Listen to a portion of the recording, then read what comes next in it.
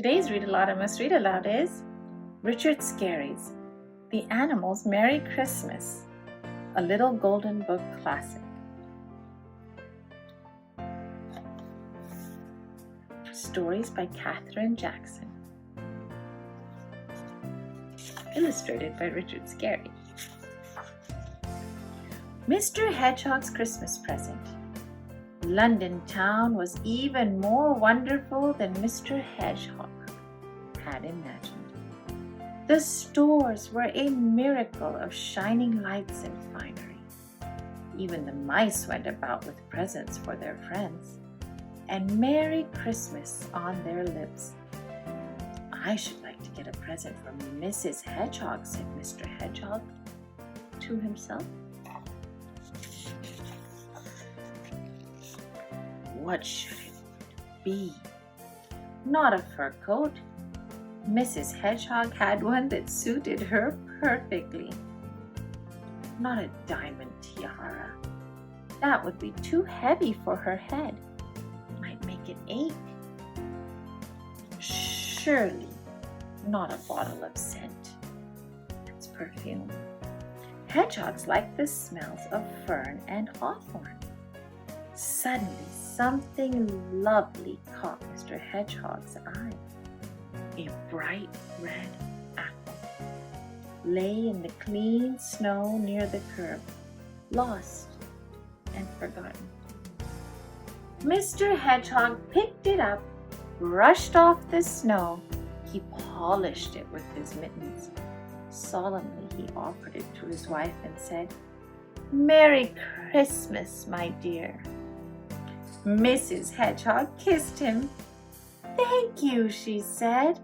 "I'll make us a big, sweet, warm apple dumpling." Sounds delicious. The little hedgehogs, one and all, smacked their lips and shouted, "Merry Christmas!" again and again. And arm in arm, the hedgehog family hurried home to their cozy burrow, which soon smelled excitingly of apple and spice and crisp pastry brownie, very merriest kind of Christmas smell. Green Christmas. It's almost Christmas, and still no snow, cried the woodland creatures. We still can go out of our houses to search for roots and seeds in the dry grass and maybe shoots of ferns and fennel that think it's spring. We may find acorns, most anything that's good to eat may be in sight for Christmas dinner on such a night when the ground is bare of ice and snow and stars are bright and the winds don't blow. Hooray for Christmas, and still no snow.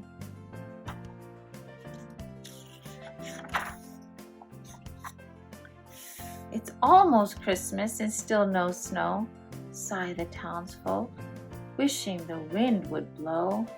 Our doors are wreathed with pine and holly, and our Christmas trees would look extra jolly, blazing with lights if the snow came down, deep and white all over the town. Why doesn't the sky go woolly gray? Why doesn't it snow for Christmas Day? It's not like Christmas without some snow, sigh the townsfolk, wishing the wind would blow. But hurrah for Christmas and still no snow, cried the woodland creatures, and out they go. The singing Christmas tree. A little deer came skipping merrily home through the snowy woods. His eyes were still shining from the wonderful things he had seen. His heart felt as light as a snowflake and as warm as he always felt close to his mother's side. "Oh, Mother," he cried, "I went to the town and peeped in the window of a house. There was a tree inside, glittering and shining with stars in its branches, red and green ones, blue and white, and it was all hung with bright balls that sparkled, the light all over the room. The mother deer nodded her head slowly. Her eyes shone too. That was a Christmas tree, she said softly. At Christmas time, people deck their trees with lights and toys and shining things. Christmas tree? Whispered the little deer. Oh, Mother, I want a Christmas tree too, with lights. The mother deer pawed the snow ground thoughtfully. Oh, how much she wanted a tree for her baby. She thought and thought, and at last an idea came to her. Follow me, she said. She took her baby farther into the woods and showed him a small green tree in a little clearing. We'll put berries on the branches, said the mother deer. We'll put tasty shoots on them and tender roots. The little deer helped. He worked busily, but when the tree was decorated, it was not bright and shining like the tree in town. Never mind, said the mother deer. Wait until morning. Then we'll come to look at it again. Next morning, the mother and baby deer went deep into the woods. Close to the clearing, they stopped and peeped in. The little deer opened his eyes and his mouth. Icicles hung from his Christmas tree, shining with sunrise. Snowflakes sparkled on it in red and blue and green, and on all the branches were dozens of bright singing birds eating the berries and roots and shoots. Merry Christmas, they sang on that early Christmas morning. Merry Christmas, they chattered between bites. Look how beautiful that is. The birds are bringing all the color to it. The little deer nuzzled his nose in his mother's neck. It's a beautiful tree, he whispered. Much more beautiful than the tree in town. And still the birds sang and the mother deer smiled happily. And one by one, the other animals came through the woods to look at little deer's wonderful singing Christmas tree. They all agreed it was the best tree ever. Once there was a little squirrel who was cold, a cold little squirrel. Morning, noon, and night, all winter long. But at night he was coldest, and on Christmas Eve, brr, he could not sleep. Out of his house he crept. He sat on a snowy branch, shivering under the stars. Colder than ever, he said. But it seemed sort of magic, too.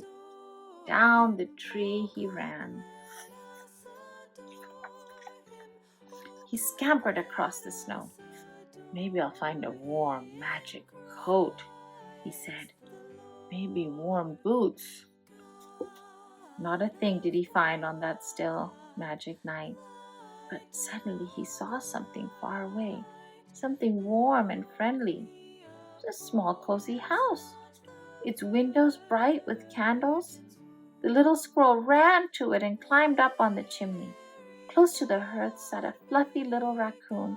She was saying to her mother, I wish Santa would bring me a real live doll.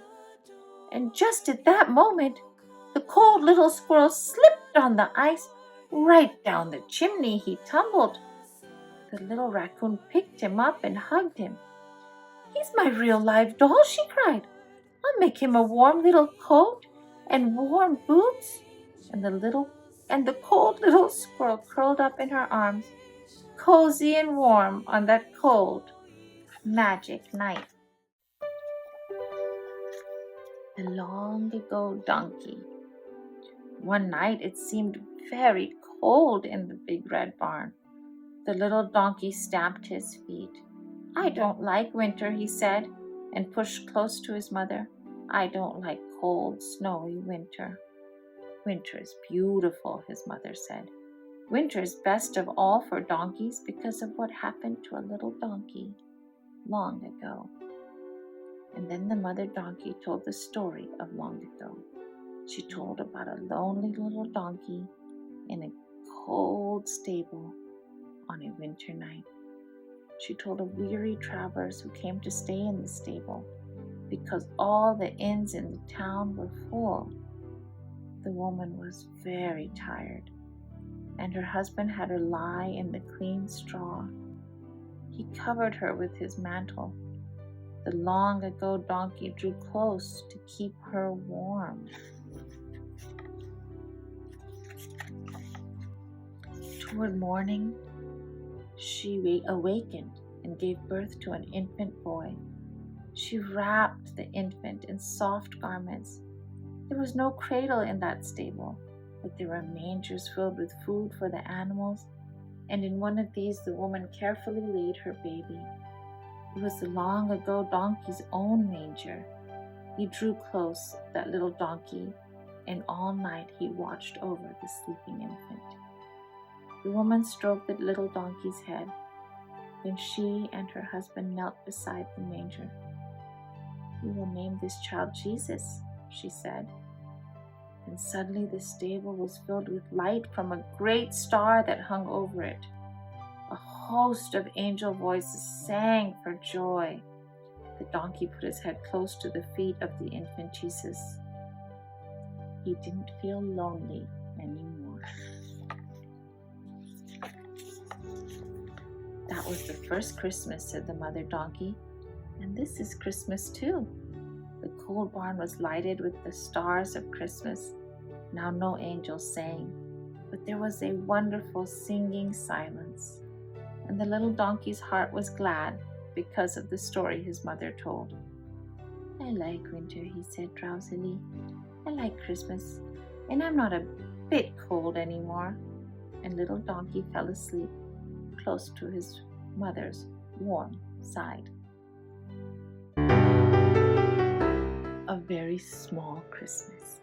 I wonder if the chipmunks know when everything is white with snow and night starts coming very fast that Christmas time is here at last. And do the little chipmunks go to sleep quite early in a row with Christmas dreams inside their heads and extra blankets on their beds? And do they hop up just at dawn and put their robes and slippers on and hurry out to peep and see if someone brought a Christmas tree? If someone did, I wonder who. Their chimney's small to wriggle through. Their Christmas tree must be a twig, but maybe chipmunks think it's big. I hope it's trimmed with sunflower seeds and peanuts too, and icy beads and lighted candles, birthday size, to make a grand chipmunk surprise.